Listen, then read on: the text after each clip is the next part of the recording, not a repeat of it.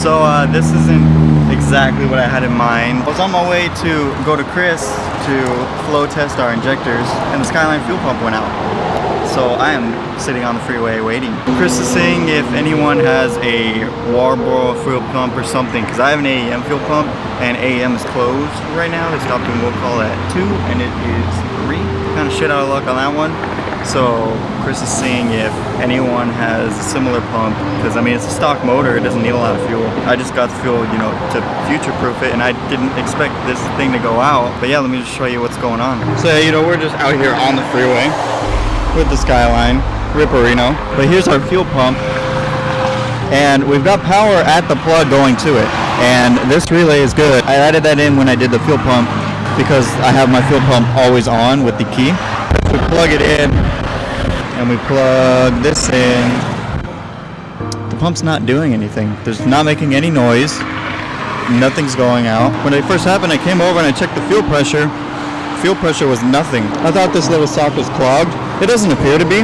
But yeah, we're just kind of in a shitty situation right now. So right now I'm just waiting to hear back from Chris, see if he can find anything. If not, we're just gonna tow the car home, and I'll just throw my 240 pump in. My 240 has the exact same fuel pump, it's just the non-E85 version. The car's still a 91, so there's really no reason for me to have the E85 one, but I was thinking in the future we're gonna run E85. So a little bit of an update. Chris doesn't have any fuel pumps. No one around here sells any similar fuel pump to the AEM one. So at this point we got a tow truck coming. Now we're just waiting for that. So I'm gonna throw the fuel pump and everything back together. If you're gonna get towed and you don't want your car like where they tow, they just pick up the front tires and tow it that way. If you don't want that, just say your car's all-wheel drive and they'll bring a flatbed. Just do that, it works. So you wanna make sure you say that while you call, not when they get here with the wrong one. So much for getting these tested today.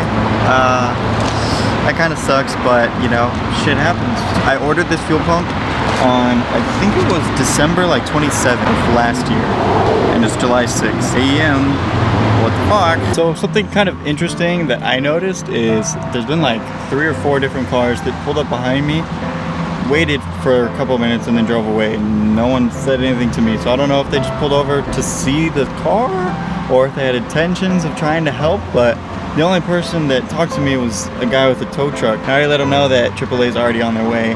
But if you see someone broken down, why would you pull over and not say anything, sit there for a little bit and then drive away? Like, what, is that your good deed for the day? Like, what the hell? In my current situation, I'm fine. I would like some water, but other than that, like, I'm fine. But there's nothing anyone can do to help me apart from the tow truck driver, because the fuel pump went out. Unless someone pulls up and they have a AEM fuel pump, that'd be pretty sick. The chances of that happening are 0 though. So yeah, I don't know what that was about. You see somebody broken down and you want to help them and you pull over, don't just drive away without saying anything. At least like make sure they're okay, because you never know what could be going on in there. Like I said, in my situation, like I'm fine. There's nothing wrong with me, the car. I know what the issue is with the car. It's fixable, just not right now. But anyways, I'm just gonna sit here and melt while we wait for the tow truck to show up. Hey, look who's here. Well, this is the second time the Skyline's gonna be on a tow truck, so that's awesome. She's moving. Aww. Well, this is depressing. It sucks when it's the stupid little things. Like, as soon as this car gets home, we're stealing the fuel pump out the 240 and we're gonna have this running again. This has cost me 2 hours of my time, and we didn't get to flow test the injectors.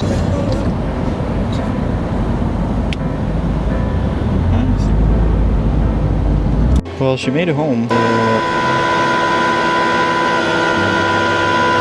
So I got the Skyline fuel pump assembly out. Took a couple minutes, and we're getting the 241 out. Just gotta pull these hoses off so we could take the 240 pump, put it on the Skyline. So I got the pump in the Skyline, and if we start it up,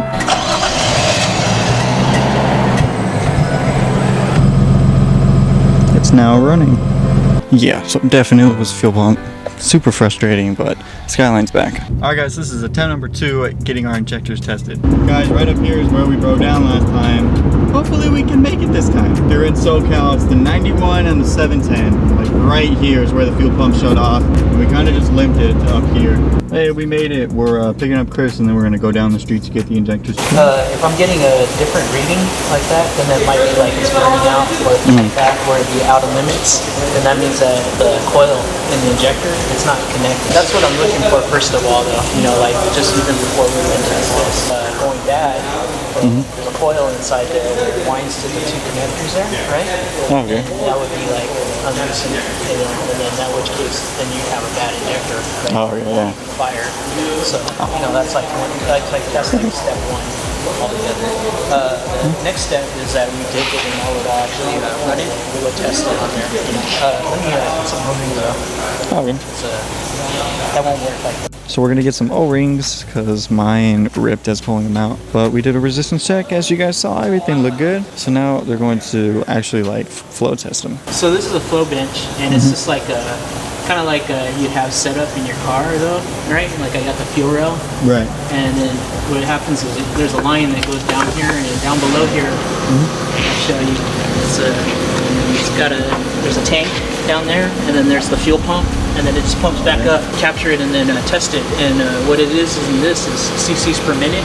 So when I fire it up, it'll be a 1 minute test, you know. So you can figure out what it fires in 1 minute, you know. What we do is a wide open test though, normally for the first test, just to see where they're supposed to be at, because when you're trying to measure it for other injectors, that's like where they get their measurements from. Normally speaking, it'd be like 3 bar of pressure, 43, 44. So that's where we're going to be at. Are these 1500 that you have? They're 750s. Oh, they're 750s. Okay, so should fill up about like halfway here on there, like that. Oh, okay. This is actually goes up. There's a down in here. It's like 100, 200, 300, 400. Goes up to 1600 actually. What I'll do is we'll actually prime it. Like so, I'm kind of like turning on the key for your gas, and what I do is just hold it on and try to get it up there, like where it would be. You know, go and actually step on the gas. That's where it'll be going. And as you can see how that is? It's pouring out kind of pour right there. This one's not even firing, actually, right here. So what we're gonna do though is we're gonna run it for a minute, right here. And like you said, it's supposed to come up to about 750, and we'll just see where it's at. And this will just be like the first like before test, you know, before even doing any kind of. Really see that there's like a little bits of dirt, but you know that's pretty good though that they're way off like that. So we'll put it through the cleaning process, and it should all come back even. Your issue right here. Yeah. Here, let me record those numbers.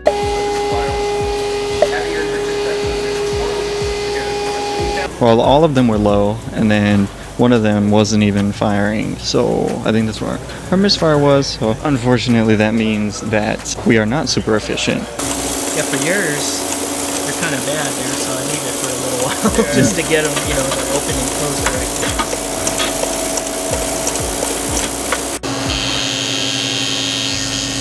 And the only thing I'm doing here is I'm just trying to open it up and just get it to pulse, you know, like at that. What you should be able to do with an injector, most of them should get up to about like 350 pulse width, 100 hertz, which comes out to like 85% duty cycle, and it's going at about 6,000 RPMs right now. Oh, okay. So that's what's happening right here. You know, and then at that pressure, like that, like we'll go back down to that like 43.5 with or 3 bar pressure.